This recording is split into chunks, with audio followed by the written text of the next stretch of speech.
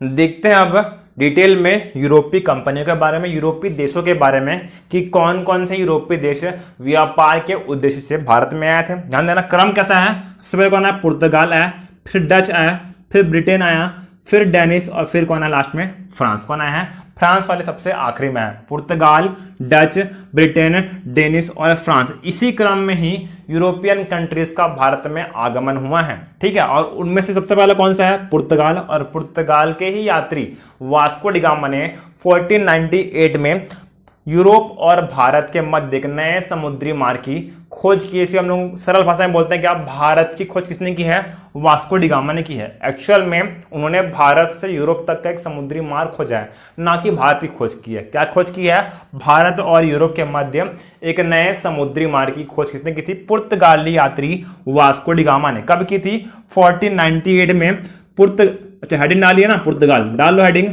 पुर्तगाल।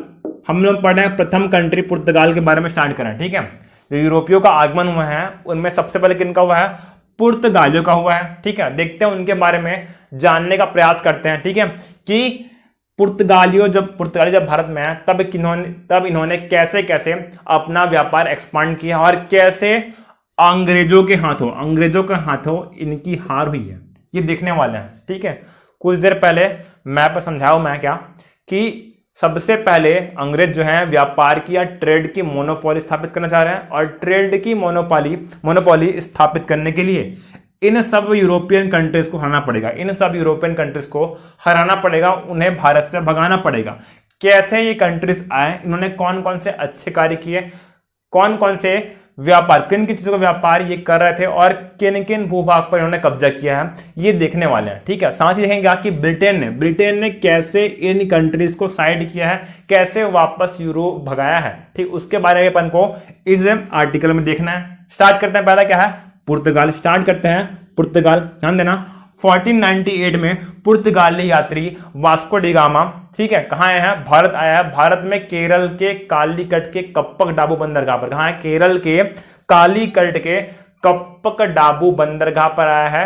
Help किसकी ली उसने, अब्दुल मलिक नाम के गुजराती व्यक्ति की हेल्प ली है उसने। अब्दुल मलिक नाम के गुजराती व्यक्ति की हेल्प ली थी और उनकी सहायता से ही वास्को डी गामा उत्तमाशा द्वीप से कहां आया है, भारत आया है, केरल आया है। कहां है, केरल के कालीकट पर। उस समय कालीकट में राजा है, नाम क्या है उनका, जमोरिन। क्या नाम है उनका, जमोरिन।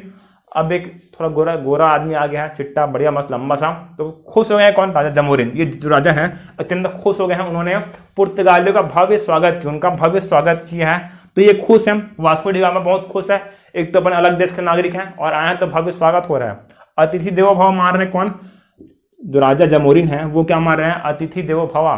लेकिन ऐसा नहीं मार रहे हैं कौन, वास्को डी गामा। वो तो खुश है कि इन लोग तो पहले स्वागत कर रहे हैं, मतलब सुनहरा मौका है कि आसानी से ही कम लागत पर ही भारत पर ट्रेड मोनोपोली स्थापित किया जाती है। क्योंकि ये तो आगे से ही वेलकम कर रहे हैं ना, भगा नहीं रहा है, आगे से ही वेलकम कर रहे हैं कौन है, राजा जमोरिन। मतलब क्या है, वास्को डी गामा के पास सुनहरा अवसर है भारत में ट्रेड मोनोपोली स्थापित करने का। ठीक है, अब वो कहाँ गया है, घूमने गया है, मार्केट में घूमने गया है। जब घूम रहा है तब उसे क्या मिला है, काली मिर्च मिली। क्या मिले, काली मिर्च। उस काली मिर्च को खरीद कर कहाँ गया है, वो यूरोप गया है। और उस यूरोप में जब उसने काली मिर्च को बेचा है तब उसे क्या मिला है, 60 गुना फायदा हुआ है। 60 गुना फायदा किसको हुआ है, इस वास्को डी गामा को हुआ है 60 गुना फायदा।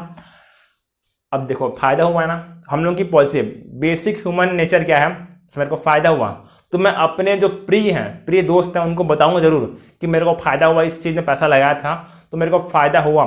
सेम कौन करेंगे, वास्को डी गामा जी करेंगे, अपने मित्र को बताएंगे, तब उनका मित्र, ठीक है, उसको भी पैसा चाहिए, अब उसको भी पैसा चाहिए, इसीलिए वो भी भारत आएगा। और उनका नाम क्या है, पेड्रो अल्बरेज कैब्रल। क्या नाम है, पेड्रो अल्बरेज कैब्रल। ठीक है, जब वास्को डी गामा वापस पुर्तगाल गया, ठीक है, और उसने 60 गुना पैसा कमाया है, तब उस पैसे की चाह में पेड्रो अल्बरेज कैब्रल नाम के व्यक्ति 1500 में पुनः भारत आएगा। ठीक है, ये भी उसी मार्ग को फॉलो करते हुए भारत आया और इसने भी इन मसालों से बहुत अधिक मात्रा में धन प्राप्त किया। Pedro Alvares Cabral Vasco da gamma के बाद दूसरे मिशन में आने वाला सेकंड नंबर का पुर्तगाली व्यक्ति कौन है, पेड्रो अल्बरेज कैब्रल। अब आप लोग ये मत बोलना कि वास्को डी गामा जो अकेले आए थे करके, वो अकेले नहीं आए थे, ठीक है, उनके साथ में और यूरोपियन मतलब पुर्तगाली व्यक्ति भी थे, लेकिन प्रमुख रूप से क्या बोलते हैं, पेड्रो अल्बरेज कैब्रल जो उनका मित्र है, सेकंड मिशन में आया, इसी कारण हम क्या बोले हैं, सेकंड पुर्तगाली व्यक्ति जो भारत आया था और यहां से बहुत अधिक मात्रा में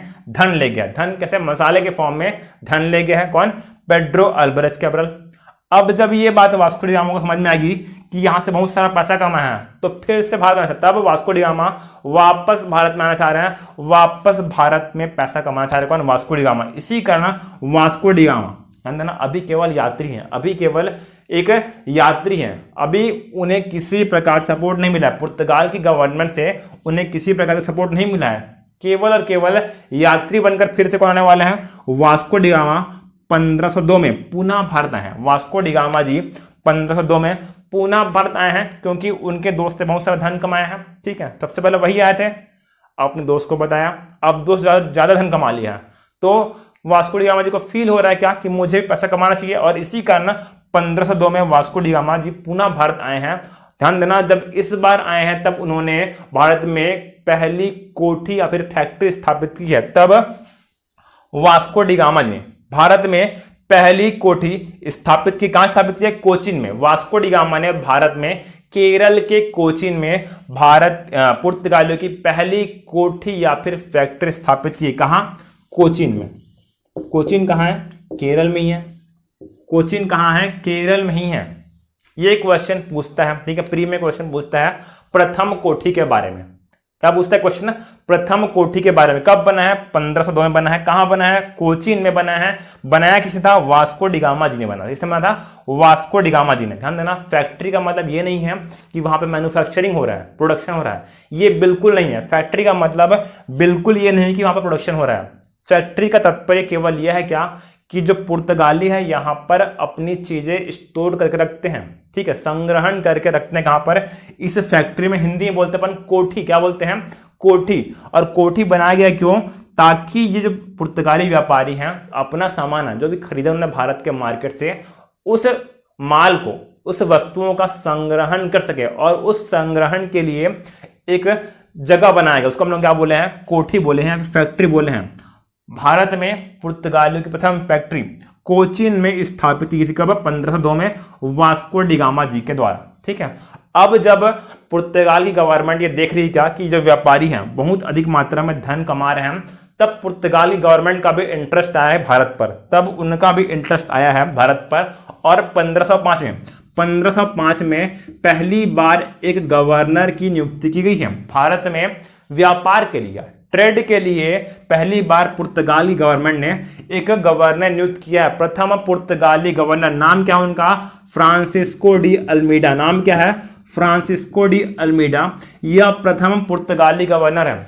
अभी तक जो आए कौन कौन, वास्को डी गामा जी और पेड्रो अल्बरेज कैब्रल, केवल यात्री है, केवल क्या है, ये यात्री है। लेकिन पहली बार एक पुर्तगाली गवर्नर है, नाम क्या है उसका, फ्रांसिस्को डी अल्मीडा। नाम क्या है, फ्रांसिस्को डी अल्मीडा, जिन्हें हिदायत मिली है क्या कि कोई भी आपके रास्ते में आए, कोई भी आपके व्यापारिक एक अधिकारी के रास्ते में आए तो उसे रास्ते से हटा देना, ठीक है।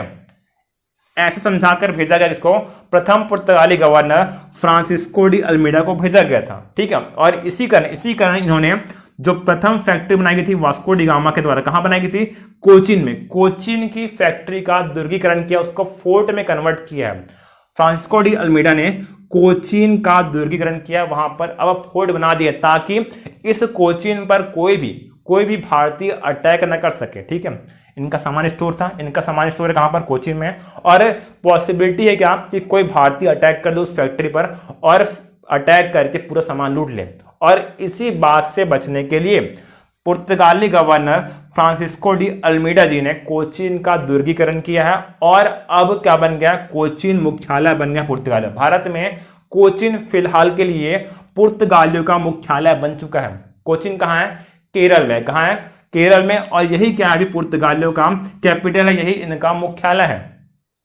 कुछ देर पहले बोला क्या कि इनको हिदायत दी गई है क्या कि अपना व्यापार एक्सपांड करो और जो भी रास्ते में आए निपटा देना। व्यापार एक्सपांड करना चाह रहे हैं, और इसी कड़ी में फ्रांसिस्को डी अल्मीडा ने पुर्तगालियों की सेकंड फैक्ट्री स्थापित की, कहां पर, कन्नौर में। कहां स्थापित की है, कन्नौर में पुर्तगालियों की द्वितीय फैक्ट्री स्थापित की गई, किसके द्वारा? फ्रांसिस्को डी अल्मीडा के द्वारा कन्नौर यानी कि कर्नाटक में पुर्तगालियों की द्वितीय कोठी स्थापित की गई है। पहली कोठी कहां बनी थी?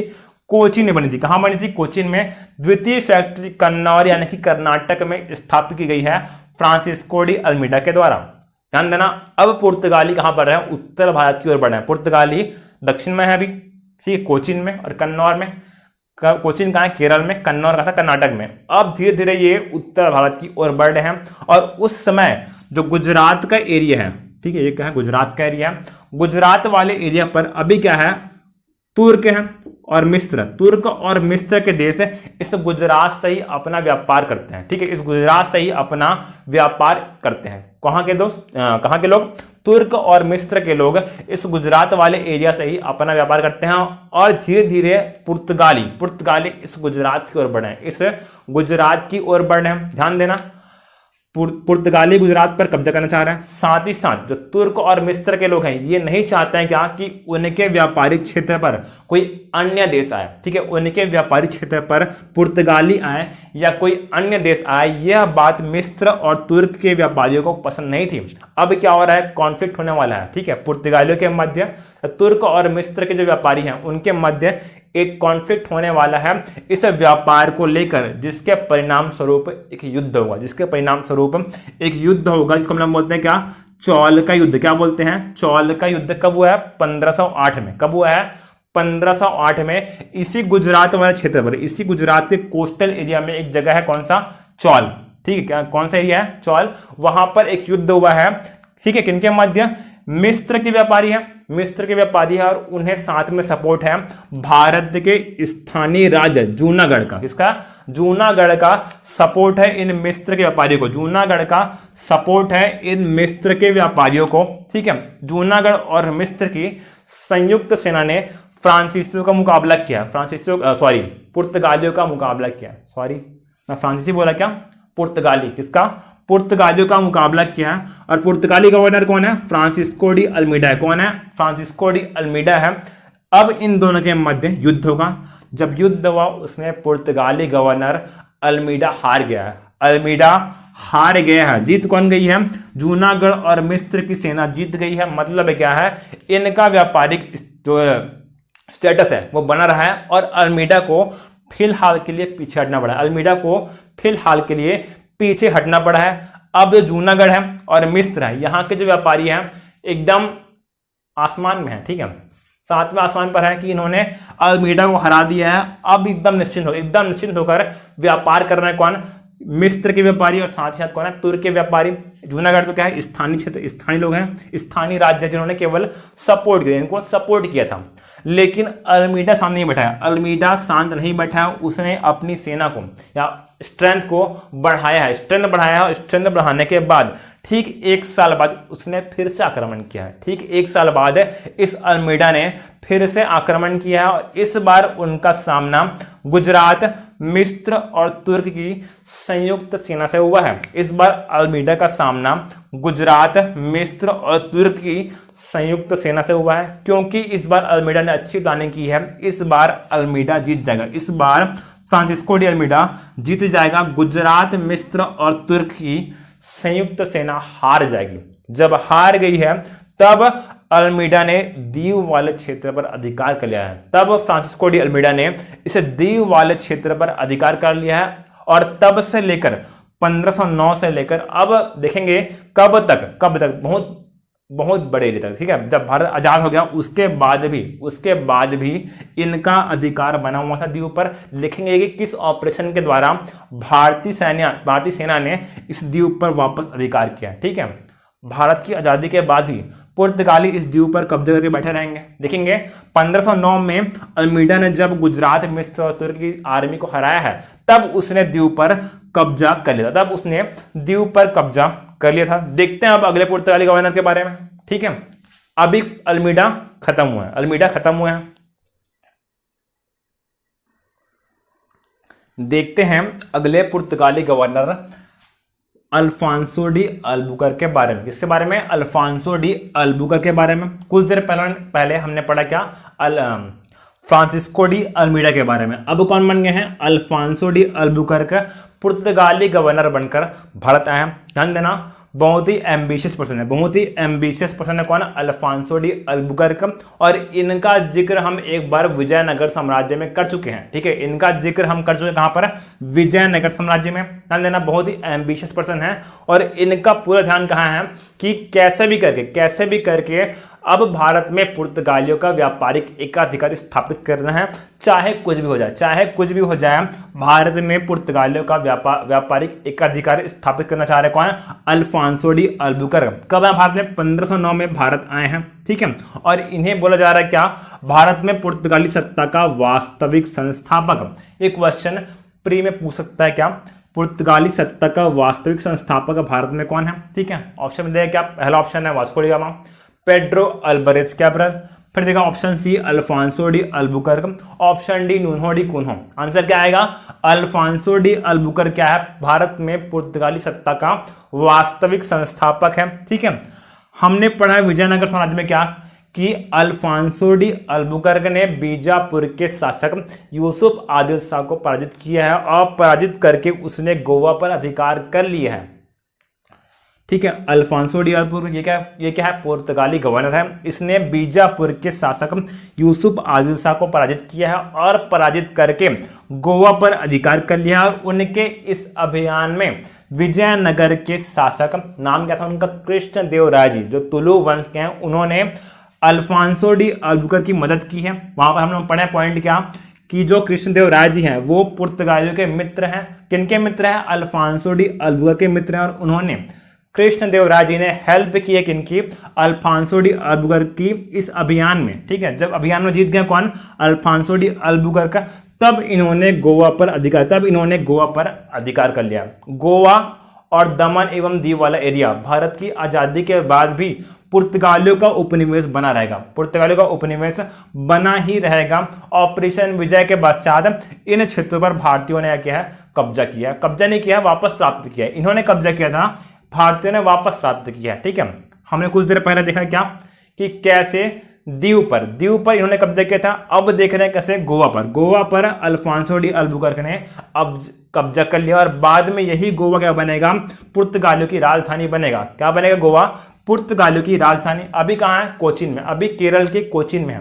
ध्यान देना, तो कुछ देर पहले मैं बोल रहा हूं पहली कोठी कहां बनी थी? कोचीन में। कहां है? केरल में। फिर हमने कुछ देर पढ़ा कि कन्नौर कहां है? कर्नाटक में, वहां पर भी फैक्ट्री बन गई है। फिर अब कहां है? गोवा पे भी इन लोग कब्जा कर लिए हैं और साथ ही दीव पर भी इन लोग कब्जा कर लिए। मतलब क्या है? ये भारत है, भारत का जो पश्चिमी कोस्ट है वहां पर धीरे धीरे अब इनका अधिकार हो रहा है। भारत के पश्चिमी कोस्ट पर, पश्चिमी तटीय क्षेत्र पर अब पुर्तगाली धीरे धीरे कब्जा करते जा रहे हैं। हमने देखा चौल के युद्ध में भी इन्होंने जो स्थानीय व्यापारी गुजरात हैं, तुर्क हैं और मिस्र की आर्मी को पराजित किया। मतलब क्या है? धीरे धीरे इस पश्चिमी तटीय क्षेत्र पर अब पुर्तगालियों का कब्जा होते जा रहा है। अब कुछ दिनों तक ऐसे ही व्यापार चलता रहा। फिर 1524 की बात है जब वास्को डी गामा जी अब एज ए गवर्नर भारत आए हैं। ठीक है, इससे पहले वो 2 बार भारत आ चुके हैं, लेकिन दोनों बार केवल यात्री बनकर आ रहे हैं। इस बार वो क्या बनकर आए हैं? गवर्नर बनकर आए हैं। वास्को डी गामा जी 1524 से लेकर 29 तक कह रहे हैं भारत में पुर्तगाली गवर्नर रहे हैं। क्वेश्चन आएगा प्री में कि वास्को डी गामा का आगमन भारत में कितनी बार हुआ था? 3 बार हुआ था। कब हुआ था? 3 बार हुआ था। सबसे पहली बार 1498 में जब उन्होंने भारत की खोज की। ठीक है, पेड्रो अल्वारेज कैब्रल के बाद फिर से एक बार आए थे 1502 में जब उन्होंने कोठी की स्थापना की थी। थर्ड बार कब आए हैं? 1524 में। इस बार गवर्नर बन गए। इस बार वास्को डी गामा जी गवर्नर बन के भारत में आए हैं। और ध्यान देना, कुछ समय पश्चात 1529 में इनकी मृत्यु हो जाएगी। गोवा में इनकी मृत्यु हो जाएगी और गोवा में ही इनको दफनाया गया है। वास्को डी गामा जी को गोवा में ही दफना दिया गया है। ठीक है, खोज यही किए हैं, भारत की खोज की है, भारत तक समुद्री मार्ग खोज की है और गोवा में क्या है? इनकी कब्रगाह है। अब इनके बाद एक और महत्वपूर्ण व्यक्ति है, नाम क्या है? नुन्हो डी कुन्हो। नाम क्या है? नूनहो डी कुन्हो, अजीब सा नाम है लेकिन याद करना आपको, नूनहो डी कुन्हो अब भारत में गवर्नर बन के आया। भारत में गवर्नर बनकर आया कौन? नूनहो डी कुन्हो। इन्होंने बहुत ही महत्वपूर्ण काम किया है। क्या? 1530 में इन्होंने अब पुर्तगालियों का मुख्यालय चेंज किया, पुर्तगालियों का मुख्यालय चेंज कर दिया। हमने पढ़ा कुछ देर पहले क्या कि मुख्यालय क्या था पुर्तगालियों का? कोचीन था। कोचीन को पुर्तगालियों ने मुख्यालय बनाया था, लेकिन इन्होंने अब मुख्यालय गोवा ट्रांसफर कर दिया। कोचीन से गोवा इन्होंने मुख्यालय ट्रांसफर कर दिया। किसने? नूनहो डी कुन्हो ने। ठीक है, ध्यान देना, इस पश्चिम कोस्ट वाले एरिया पर, इस पश्चिमी कोस्ट वाले एरिया पर केवल यहीं पर ही पुर्तगालियों का ध्यान था। लेकिन जब नूनहो डी कुन्हो गवर्नर बन के आए तब इन्होंने अब ईस्टर्न कोस्ट पर भी, ठीक है, इस वाले तटीय क्षेत्र पर भी अब कब्जा करना रहे। ये नूनहो डी कुन्हो इस पूर्वी तट पर भी अब कब्जा करने की चाह रखते हैं। कौन? नूनहो डी कुन्हो। और इसी कड़ी में उन्होंने हुगली और सेंट थॉम में पुर्तगाली बस्ती बसाई है। कहां पर? हुगली कहां है? बंगाल में। और वहीं पर क्या है? सेंट थॉम नीचे में। यहां पर इन्होंने पुर्तगाली बस्ती बसा दी है ताकि इन क्षेत्रों पर कोई भी जहाज आए तो उसमें लूटपाट कर सके। ध्यान देना, जो हुगली की कोठी बनाई है, हुगली नामक स्थान पर उन्होंने बस्ती बनाई केवल और केवल लूटपाट के लिए। कोई भी जहाज वहां पर आता है तो उसमें लूटपाट करते हैं कौन? पुर्तगाली व्यक्ति। और इसी उद्देश्य, इसी प्रायोजन से ही नूनहो डी कुन्हो ने हुगली एवं सेंट थॉम में पुर्तगाली बस्ती बसा दी है। मतलब क्या है? इस पश्चिमी के साथ साथ अब पूर्वी क्षेत्र, पश्चिम के साथ साथ अब पूर्वी क्षेत्र पर भी, पूर्वी तटीय क्षेत्र पर भी पुर्तगाली धीरे धीरे कब्जा कर रहे हैं। इन क्षेत्रों पर भी भारत पर कब्जा कर रहे हैं कौन? पुर्तगाली। मतलब उनकी सत्ता में वृद्धि होती है। ठीक है, ये महत्वपूर्ण गवर्नर है, पुर्तगाली गवर्नर, जिनके बारे में हमको पढ़ना है। अब जब पुर्तगाली आए हैं भारत में तब भारतीय संस्कृति और पुर्तगाली संस्कृति का मिलान हुआ, दोनों का मिलान हुआ है। और इनके जो जीने का तरीका है, कुछ रहन सहन है, ये अपने देश से भारत लेकर आए हैं। और इसी बारे में क्वेश्चन पूछता है क्या कि इनमें से कौन सी वस्तु पुर्तगाली भारत में लेकर आए, या इनमें से कौन सी वस्तु भारत ने पुर्तगालियों की देन है। इससे भी क्वेश्चन व्यापम पूछ सकते हैं। ध्यान देना, भारत में प्रिंटिंग प्रेस, तंबाकू भी, ठीक है, तंबाकू यहाँ का नहीं है, कहाँ का है? पुर्तगाली लेकर आए हैं। यहाँ का लोगों को बिगाड़ा किसने है? पुर्तगालियों ने बिगाड़ा है। प्रिंटिंग प्रेस, तंबाकू, संतरा, काजू, बादाम और अनानास, ये सभी पुर्तगालियों की देन है। ये सभी भारत में पुर्तगालियों की देन है, वहीं से लेकर आए हैं। और यहाँ के लोगों को बिगाड़े हैं, वो लोग तंबाकू खाना सिखा दिए हैं। ठीक है, ये पुर्तगाली ही सिखाए हैं। ठीक है, प्रिंटिंग प्रेस, तंबाकू, संतरा, काजू, बादाम और अनानास, ये सब चीजें पुर्तगाल से भारत में लेकर आए थे। ये भारत में पुर्तगालियों के ही देन है। अब कुछ देर पहले बताऊं क्या, यूरोपीय कंपनियों का भारत में आगमन हुआ। पुर्तगाल है, फिर डच आया, फिर ब्रिटेन, फिर डेनिश और फ्रांस है। अब धीरे धीरे करके ब्रिटेन जो है इन सभी शक्तियों का पतन करेगा। देखते हैं पुर्तगालियों का पतन हुआ कैसे, भारत में पुर्तगालियों का पतन हुआ कैसे। अब 2 मिनट होल्ड कीजिए, है ना। जो पतन वाला पॉइंट है, जब अंग्रेज पढ़ेंगे ना तो डिटेल में पढ़ेंगे, पूरे डिटेल में पढ़ेंगे कैसे अंग्रेजों ने इन्हें हराया है। लेकिन क्योंकि अब पढ़ना ही पुर्तगाल के बारे में, इसलिए एक ओवरव्यू मैं यहाँ पर भी दूंगा, कि कैसे इनका पतन हुआ। लेकिन इसको डिटेल में पढ़ेंगे कब? जब पढ़ेंगे अंग्रेज, कि कैसे उन्होंने यहाँ पर भारत में इंपेरियलिस्टिक एक्सपांशन किया है, कैसे भारत पर कब्जा किया, वहां पर अच्छे से देखेंगे। लेकिन यहाँ पर ही मैं एक ओवरव्यू दूंगा कि कैसे पुर्तगालियों का या फिर डचों का कैसे भारत में पतन हुआ। लेकिन सेम पॉइंट हम पढ़ेंगे ब्रिटेन में भी ये वाला पॉइंट पूरा पढ़ेंगे। ठीक है, देखते हैं अभी क्या हो रहा है। कुछ समय तक अभी भारत में यूरोपियन कंट्रीज में केवल कौन है? पुर्तगाली है। मतलब इनका कोई भी अपोनेंट नहीं है, भारत में इनका कोई भी अपोनेंट नहीं था। कुछ सालों तक इनका कोई भी अपोनेंट नहीं था। लेकिन यूरोपियन कंट्रीज की अब चाहे क्या कि पुर्तगाली भारत में भयंकर पैसा कमा रहे हैं, तो अन्य जो देश हैं वो भी भारत में अपनी कंपनी भेजना चाह रहे हैं। और इसी कड़ी में हॉलैंड निवासियों ने, हॉलैंड या फिर हॉलैंड निवासी को हम लोग क्या बोलते हैं? डच बोलते हैं। हॉलैंड निवासियों को हम लोग क्या बोलते हैं? डच। और डच देश ने भी अपने व्यापारियों को भारत भेजा है, अपने गवर्नर को भारत भेजा है, कि ताकि वो भारत से व्यापारिक संबंध स्थापित कर सके। और इसी कड़ी में व्यक्ति है, नाम क्या है? Cornelius Houtman. नाम क्या है? कार्नेलियस हाउटमैन नाम का व्यक्ति भारत में आया है, गवर्नर बन के आया है। ठीक है, हमने देखा क्या, पुर्तगाली पश्चिम तट पर भी अच्छे स्थिति में है और पूर्वी तट पर इन्होंने अधिकार करना चालू किया है। लेकिन जैसे ही कार्नेलियस हॉटमैन भारत आया है, इसने अब इस पूर्वी तटों पर अब इनसे पुर्तगालियों से जो पुर्तगालियों की जो जगह है वहां पर लूट मार करना आरंभ कर दिया। इस कार्नेलियस हॉटमैन ने अब इन पूर्वी क्षेत्रों पर डचों का अधिकार स्थापित करना प्रारंभ कर दिया। किसने? कार्नेलियस हॉटमैन ने प्रारंभ कर दिया। मतलब क्या है? डच इस वाले क्षेत्र पर कब्जा करना चाह रहा है और इसी चाह में पुर्तगालियों की शक्ति इस पूर्वी तट पर क्या हो गई? कमजोर हो गई। पुर्तगालियों की शक्ति इस पूर्वी तट पर अब कमजोर हो गई है। यही क्या बना है? एक पतन का कारण बना। यही उनके एक पतन का कारण बना है। अब पूर्वी तट पर डचों ने अपना अधिकार कर लिया। ठीक है, मतलब ये वाला कोस्ट इनके हाथ से निकल गया। ठीक है, अब क्या हुआ? कुछ दिन बाद सुवेली युद्ध। क्या हुआ है? सुवेली का युद्ध।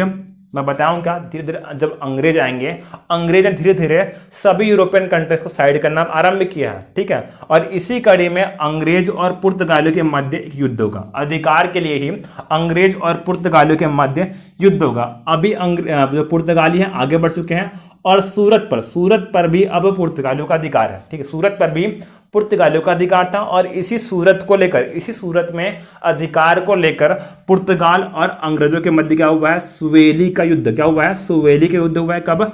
1612 में। क्या बोल रहा हूं मैं?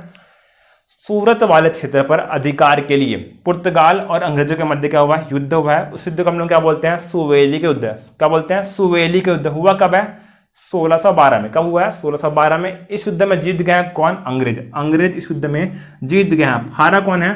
पुर्तगाल इस युद्ध में हार चुके हैं। मतलब क्या है? अब ये सूरत वाला एरिया भी अब इनके हाथ से निकल चुका है। सूरत का एरिया भी इनके हाथ से निकल चुका है। पूरा ईस्टर्न कोस्ट तो हार ही गया। अब जो पश्चिमी तट है उनमें से भी जो सूरत का क्षेत्र भी अब इनके हाथ से निकल गया है। जब हम लोग पढ़े हैं मुगल, क्या पढ़े हैं? मुगल पढ़े हैं। वहां पर एक पॉइंट है क्या कि शाहजहां के गवर्नर कासिम खान है। ठीक है, बंगाल का गवर्नर है, नाम क्या है? कासिम खान। वो कौन है? शाहजहां का गवर्नर था और शाहजहां के आदेश पर ही कासिम खान ने हुगली पर आक्रमण किया था। हुगली पर कौन थे? पुर्तगाली थे और वहां पर लूटपाट कर रहे हैं। तब शाहजहां के आदेश पर कासिम खान ने जो पुर्तगाली बस्ती थी कहां पर? हुगली में, उस हुगली पर भयंकर तबाही मचाई है। कासिम खान ने हुगली पर भयंकर तबाही मचाई है।